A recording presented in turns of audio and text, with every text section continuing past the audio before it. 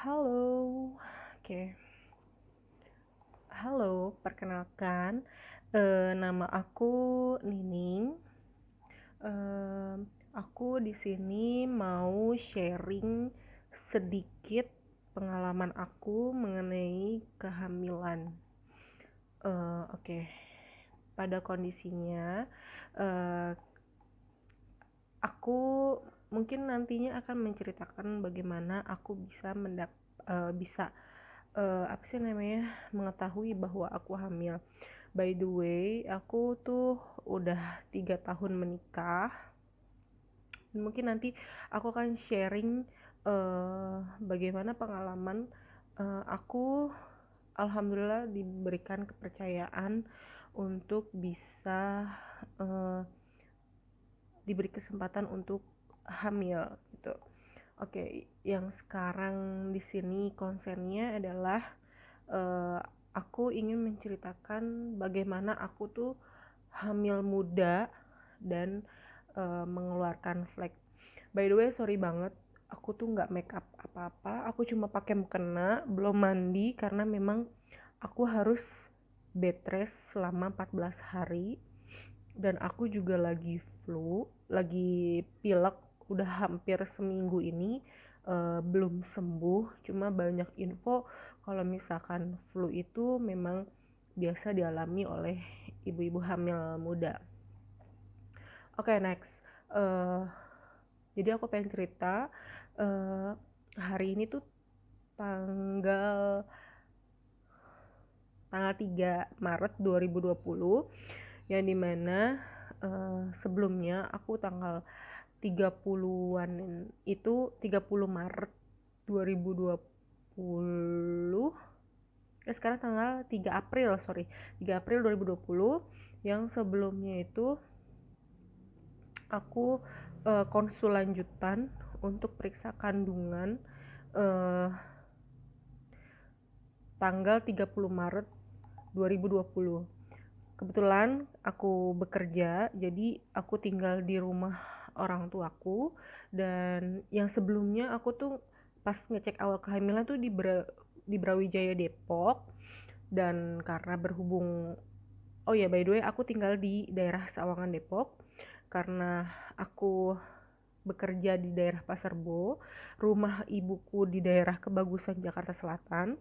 Jadi aku lebih dekat tinggal di uh, rumah ibuku gitu. Dan karena berhubung aku udah waktunya konsul, jadi aku nggak ke Brawijaya Depok, tapi aku ke BWCC Depok. Saya sorry banget kalau misalkan ini kameranya agak goyang-goyang karena emang aku cuma naruhnya di bantal gitu, karena aku nggak punya standing kamera gitu. Kebetulan juga nge-shootnya pakai kamera handphone gitu. Terus berangkatlah aku ke BWCC Jagakarsa, Bintaro Women and Children Clinic Jagakarsa. Dan reviewnya tuh dari teman-teman aku yang udah konsul di sana tuh bagus-bagus. Dan dokternya pun, setahu aku dokternya kerjanya juga bagus-bagus di rumah sakit yang terkemuka gitu. Terus juga lulusannya bagus. Dan kebetulan pertama kali aku konsul itu dengan dokter Afifah Haironi. Aku akan sebutin, pokoknya semuanya di sini aku akan sebutin. Terus apa sih namanya, pas aku konsul tuh harusnya HPHT aku itu kan udah 8 week 4 day. Cuma berhubung aku headnya agak kurang teratur, jadi baru kebaca di hasil USG itu 5 week gitu. Dan hasilnya tuh seperti ini.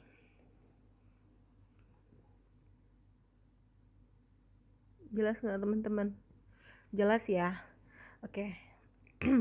Di sini tuh dokternya bilang hasil aku bagus, terus juga apa sih namanya, bulat, terus juga tebel, terus posisinya pas di rahim dan tidak kemana-mana. Dan aku disuruh baliklah 2 minggu kemudian. Oke, sorry banget Tadi aku ke toilet dulu karena aku beseran. Oke, kita lanjut. Tadi setelah aku sudah konsul dan yang lain-lain, dokternya bilang bagus, bulat, terus walaupun memang hasilnya tidak sesuai dengan hasil HPHT gitu. Karena cek yang pertama itu menggunakan transvaginal. Transvaginal itu yang melalui jalan lahir, pengecekannya dimasukin gitu, dan itu belum ketahuan berapa weeknya memang gitu. Dan kemarin aku udah ceknya melalui abnormal, apa sih kalau nggak salah, kalau salah mohon maaf, pokoknya melalui perut, terus dan udah ketahuan weeknya 5 week gitu. Dan selanjutnya pulanglah kita ke rumah. Kebetulan karena aku sama suami kan LDR, ya. Padahal walaupun memang suami aku cuma di Sawangan, tetap di rumah kita, tapi aku menganggapnya ini LDR gitu kan. Kita ketemu cuma ya just weekday aja gitu. Karena kan aku tinggal di rumah ibu aku, terus kita istirahat lah sebentar. Terus abis itu kita melakukan tanda kutip itu maksudnya intinya berhubungan lah, berhubungan. Terus setelah dia pulang, masih berhubungan pun ya nggak ada masalah, dan kita juga berhubungannya pun oral gitu, bukan yang maaf banget berhubungan badan gitu, bukan gitu. Tapi aku juga kerangsang gitu intinya sih. Terus abis itu dia udah pulang, sorenya aku keluar flek gitu kan. Terus aku shock dan aku ngabarin suami aku dong ya kan, kenapa aku bisa ngeflek, dan itu ngefleknya coklat. Mungkin nanti kalau aku edit aku akan tunjukin ke kalian flek awalnya seperti apa. Jadi seperti keputihan tapi warnanya tuh coklat gitu kan, coklatnya coklat muda gitu. Terus aku udah panik dan ya ampun kenapa nih gitu kan. Terus aku pikir cuma ya udah malam, mungkin ini efek hamil kayak gini kali gitu kan. Terus aku searching, oh ternyata iya gitu kan. Aman lah aku, tenang gitu. Terus pas besokannya, pas paginya, loh kok keluar lagi, tapi ini lebih ke bentuk jaringan gitu. Terus ada jaringannya tuh, tau gak sih, kayak orang head tapi garisnya tuh panjang gitu. Terus ya udah oke. Abis itu udah kan, aku berusaha bed rest dulu gitu untuk tidak kemana-mana, dan suamiku pun dateng, dan aku bener-bener cuma yang turun dari kasur kalau aku mau ke toilet.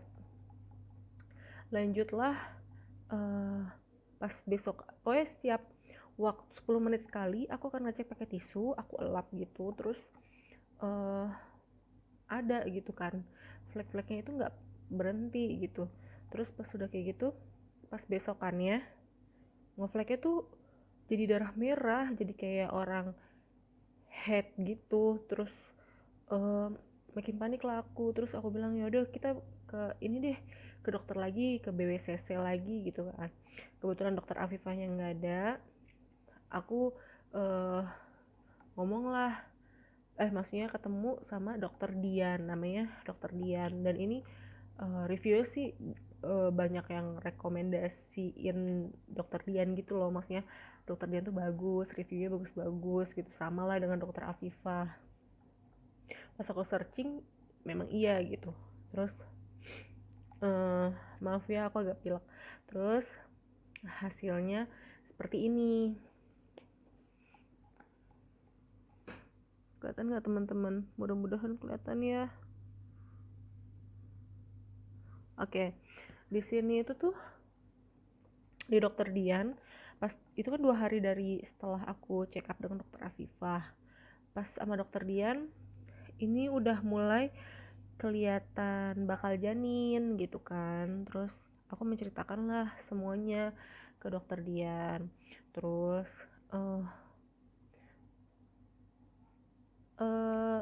maksudnya kesimpulannya dari dokter Dian sih,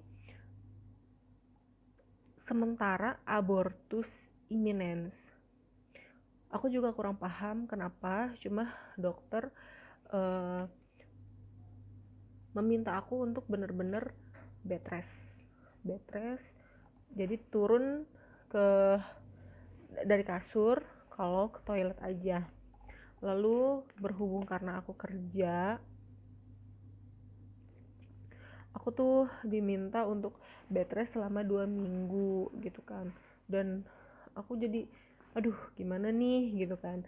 Aku soalnya nggak ada backupan, paling kalau backupan ya cuma rekan kerja aku gitu.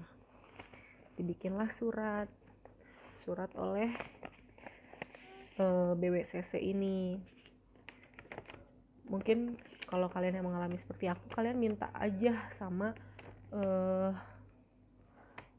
dokternya kalian untuk minta surat keterangan sakit seperti ini.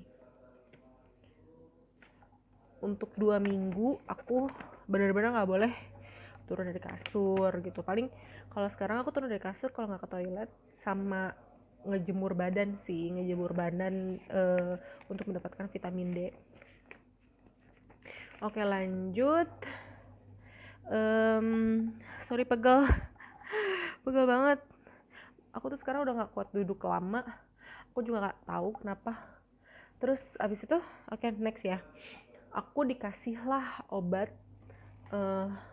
Obatnya itu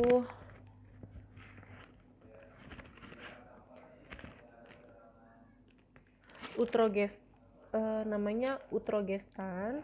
Bentuknya seperti ini, dan ini infonya sih untuk penguat janin. Terus aku dikasih Volamil. Mungkin nanti kalian bisa nge-searching, oh ada nih gambar belakangnya, pokoknya ada ibu hamil gini, namanya Volamil Genio. Terus sama Izikal. Sebenarnya ini obat-obat yang sebelumnya aku udah dapet dari dokter sebelumnya sih, cuma diminta untuk dilanjutkan. Dan dokter Dian meminta aku untuk menaikkan dosis Utrogestan yang memang sebelumnya itu adalah 1 hari sekali, sekarang jadi 2 kali sehari gitu. Terus abis itu pas sampai rumah itu darah tuh bukannya stop, malah makin banyak gitu kan. Terus makin panik lah aku kan, ya udahlah gitu kan. Bayangan aku tuh ya udah gitu, maksudnya kalau memang ini udah waktunya aku nggak bisa ngejaga ya, mungkin bayangan aku tuh masih yang mungkin ini kali nggak berkembang kan, karena HPHT sama hasil USG tuh beda banget gitu kan. Terus ya udah aku pulang lah ke Sawangan, dan aku masih penasaran, pengen banget ke dokter pertama aku kan di Rumah Sakit Brawijaya. Maksudnya kali aja hasilnya memang berbeda gitu kan. Oke, ke Brawijaya. Aku sebelumnya itu diperiksakan dengan dokter John Arianto Sondak.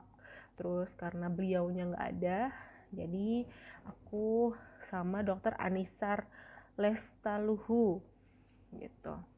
Oke.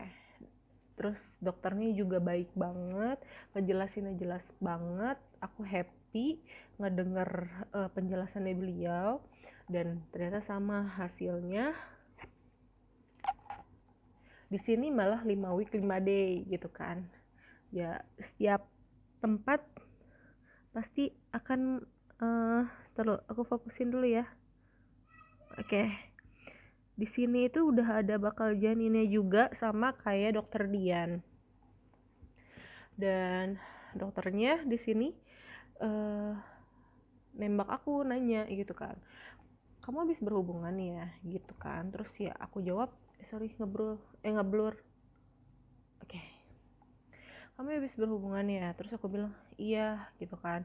Oh jangan dulu gitu, karena kamu masih hamil muda. Terus aku bilangin tapi kan aku nggak berhubungan badan, aku bilang gitu.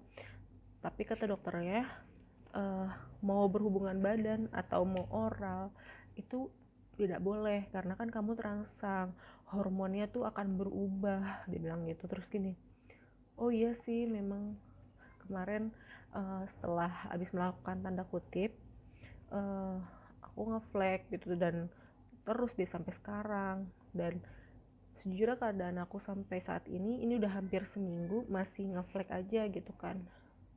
Badan aku pilek juga masih pilek aja juga gitu. Dan aku juga mau ngasih tahu ke kalian, ini hasil pemeriksaan aku di Brawijaya habis 747.300. Aku kemarin cek selain konsultasi, cek in spekulo sama USG. Yang tadi tuh USG 2D. Kalau di BWCC kalau nggak pakai obat tuh paling cuma 300-an, kalau di Brawijaya bisa 500-an. Ini karena pakai alat. Tau gak sih kalau kalian pernah pap smear, itu pakai pap smear untuk ngecekin dalamnya aku tuh sebenarnya aku kenapa berdarahnya itu, tapi ketika udah dicek alhamdulillah tuh nggak kenapa-napa gitu kan. Terus ya udah aku diminta untuk ngelanjutin minum obatnya dan doain ya teman-teman semua untuk nanti 2 minggu ke depan, karena aku diminta untuk balik lagi 2 minggu ke depan. Berhubung aku periksanya itu di tanggal berapa ya, tanggal 1 April, berarti 2 minggu dari tanggal 1 April. Nanti untuk kelanjutannya aku akan infokan ke kalian. Doain semoga janinnya berkembang, terus juga sehat, detak jantungnya udah ada, terus janinnya udah kelihatan. Aku berusaha untuk makan sehat, makan makanan yang bergizi, dan memang itu adalah sebuah kewajiban. Minum obat yang rutin dan hanya bisa pasrah aja kepada Allah. Semoga aku masih bisa diberikan kesempatan untuk membesarkan buah hati aku sampai nanti lahir. Mudah-mudahan di 2 minggu ke depan ada kabar baik dan semuanya sesuai dengan apa yang kami inginkan gitu. Paling sekian dulu cerita dari aku. Ini adalah vlog pertama untuk tentang kehamilan. Semoga bermanfaat pesan aku untuk kalian para ibu-ibu yang baru hamil muda. Benar-benar harus dijaga, dan untuk para bapak-bapak juga harus setidaknya bisa menahan diri juga. Jadi karena kalau sudah seperti ini kita tidak menyesali itu, tidak sama sekali, tapi setidaknya lebih baik dijaga dan patut waspada gitu. Jadi aku berharap